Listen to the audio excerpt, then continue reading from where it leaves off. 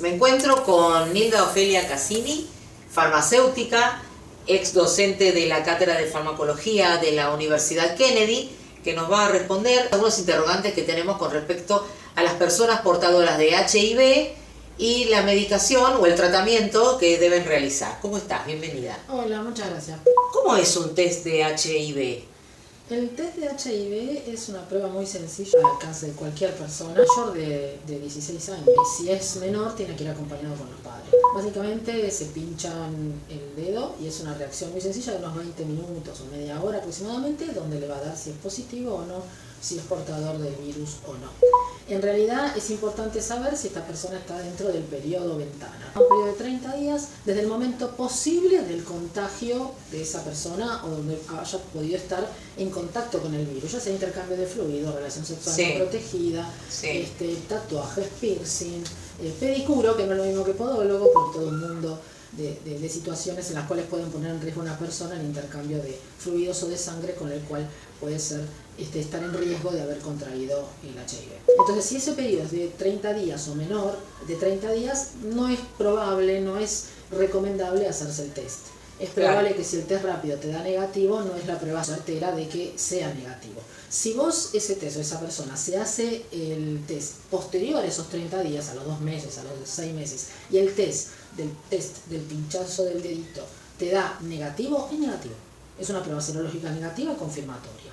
¿Puede tener falsos positivos? Sí. Ese test tiene falsos positivos. ¿En qué caso? Si esa persona cursa una viremia, una gripe, algún otro virus de la hepatitis y demás, puede llegar a dar un falso positivo, en cuyo caso se tiene que hacer una prueba serológica confirmatoria ya de laboratorio, un análisis de sangre y demás, donde sí, pasado los 30 días de ese periodo de ventana da positivo, es positivo. Una vez que se diagnostica el HIV, ¿cómo se medica al paciente? Es un tema complejo y simple al mismo tiempo. El diagnóstico del HIV se hace primero con un diagnóstico presuntivo cuando el paciente va al médico por determinadas sintomatologías ajenas a lo que puede sospechar que tiene un HIV. Infecciones recurrentes, manchas en la piel, granos, algunas neumonías atípicas y ese tipo de enfermedades, micosis profunda, ya son casos más graves, pero eso es porque como es un síndrome de inmunodeficiencia, bajan demasiado las defensas de los pacientes, por lo tanto están susceptibles y vulnerables a infecciones recurrentes. Entonces el médico estudia la clínica del paciente, el médico clínico le hace la prueba presuntiva y confirmatoria y ahí confirma que tiene HIV. Ahí lo deriva automáticamente a un inmunólogo.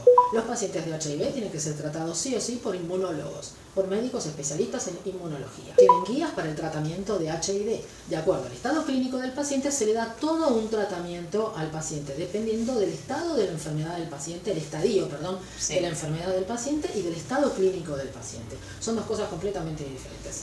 Dependiendo de la estadía de la enfermedad del paciente, reciente o no, cuánta cantidad de antígeno CD4 positivo, que es un antígeno que marca la presencia del virus en sangre, presente en sangre, el médico determina la terapia antirretroviral, TAR, el TAR. El TAR que se suele leer en algunas bibliografías es la triple terapia antirretroviral, que es un conjunto de 3 drogas que atacan diferentes sectores donde el virus se puede replicar en la célula huésped, que son los linfocitos. Entonces lo que se hace no es atacar el virus solamente en un lugar donde actúa, sino en todos los lugares que actúa para aumentar la eficacia del tratamiento. Esto se le llama coadyuvante, efecto coadyuvante de los fármacos. Después tenés la otra terapia, la terapia paliativa. La terapia paliativa es a tratar todas las enfermedades recurrentes que tuvo el paciente, que no tienen nada, o sea, que son independientemente del HIV.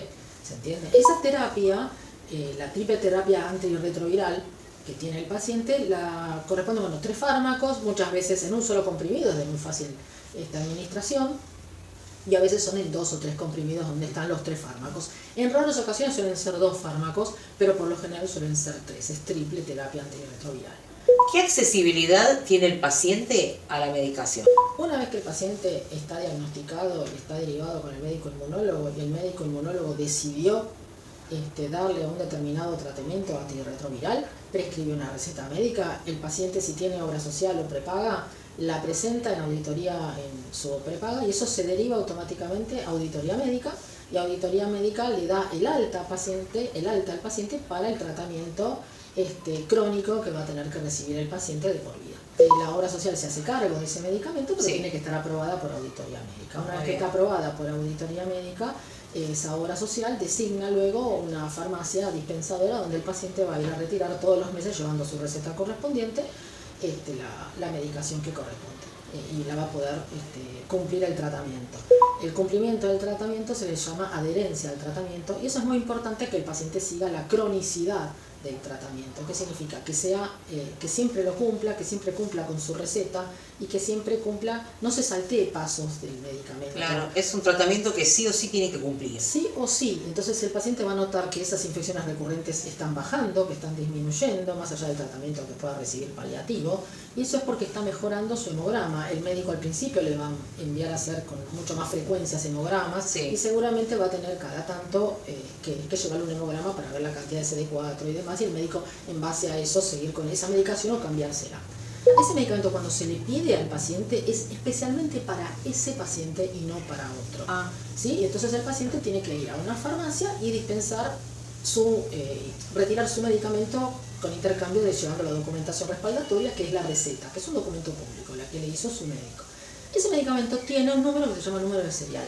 Ese número de serial se le llama trazabilidad.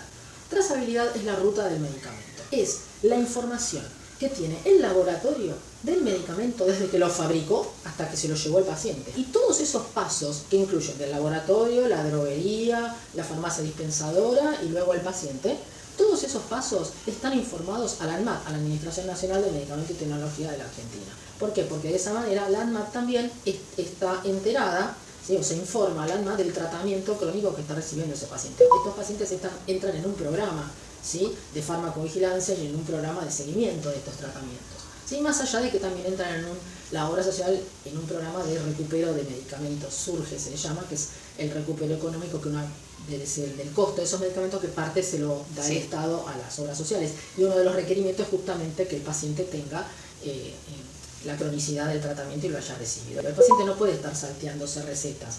No, el paciente tiene que cumplir como corresponde todo el seguimiento crónico del tratamiento. ¿Se entiende? Y esa trazabilidad es muy importante respetarla. ¿Por qué? Porque la obra social le pide el medicamento para ese paciente y no para otro. Y si viene otro paciente que necesita el mismo tratamiento con otra receta, la farmacia no le puede dar ese medicamento que fue asignado para ese paciente al otro. El otro tiene que esperar hasta que se lo traigan. Está trazado para ese paciente.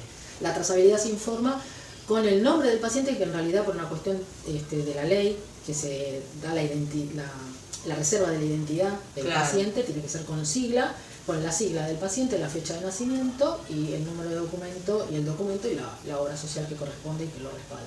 Con eso se traza la información de entrega del medicamento al paciente, y no se le puede dar ese medicamento a otro. Existe otro tema cuando el paciente no tiene obra social y prepaga.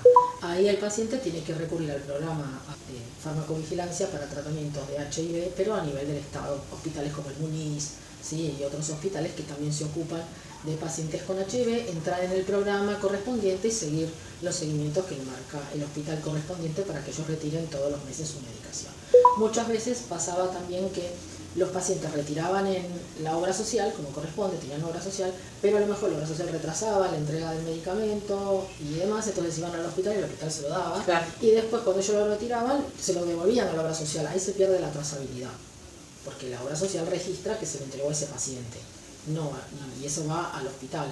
Entonces, a veces, en algunos casos, a mí como farmacéutica me tocó hacerlo, esa trazabilidad yo la he derivado al lugar que correspondía para ser entregado. O sea que en vez de poner que la dispensa era para el paciente, le preguntaba al paciente ¿dónde vas a devolverlo? Y lo voy a devolver en tal entidad, tal hospital, tal clínica, lo que fuera. Entonces yo pedía los datos de trazabilidad de la clínica y yo lo trazaba como que en realidad no se lo daba al paciente, sino como que se lo daba a la clínica realmente. Y el medicamento va a la clínica. Entonces, eso es importante, la ruta del medicamento, para que el ANMAT esté enterado dónde va a parar el medicamento, quién lo recibe por último, quién es el último eslabón que lo recibe. Y eso está totalmente personalizado.